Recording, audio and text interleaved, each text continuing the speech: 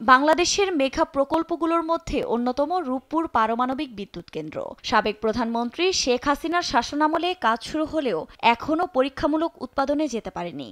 ৫ August বাংলাদেশের সাবেক প্রধানমন্ত্রী দেশ ছেড়ে পালিয়ে যাওয়ার পর থেকে এ প্রকল্প থেকে বিপুল পরিমাণের অর্থ আত্মসাতের খবর সামনে আসছে।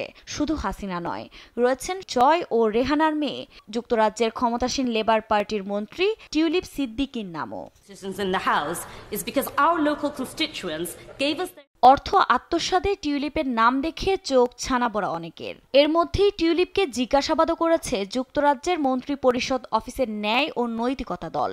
এদিকে দেশে অভিযোগের তদন্ত করছে দুর্নীতি দমন কমিশন। কাজ শুরু করেছে ৫ সদস্যের তদন্ত দল। বলা হচ্ছে এই অর্থ মালয়েশিয়ায় বিভিন্ন অফশোর ব্যাংক অ্যাকাউন্টে পাচার করা হয়েছে। ২০১৩ সালে বাংলাদেশের পারমাণবিক বিদ্যুৎ কেন্দ্র নির্মাণে রাশিয়ার সাথে একটি চুক্তিতে মধ্যস্থতা করেছিলেন টিউলিপ, যেখানে প্রকল্পের ব্যয় বাড়িয়ে ধরা হয়েছিল। এমনকি অভিযোগ রয়েছে সবকিছুর মূল্য কয়েক গুণ বেশি ধরেই এই প্রকল্পের ব্যয় বেশি দেখাতে কাজ করেছেন টিউলিপ। যুক্তরাজ্য বিষয়টি নিয়ে তদন্ত শুরু করেছে। যুক্তরাজ্য এবং বিশ্বব্যাপী বিভিন্ন সংবাদপত্রের বরাতে দুদক বলছে যে লেবার পার্টির এমপি টিউলিপ সিদ্দিক রাশিয়ার প্রেসিডেন্ট ভ্লাদিমির পুতিনের সাথে দেখা করার পর থেকে মস্কোর সাথে বিচক্ষণ সম্পর্ক বজায় রেখেছেন। টিউলিপ সিদ্দিক ব্রিটেনের লেবার মন্ত্রিসভার সদস্য।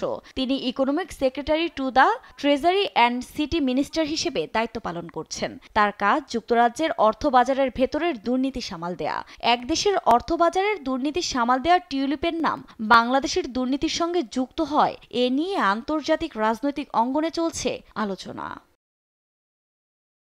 নিউজ ডেস্ক, দেশ টিভি।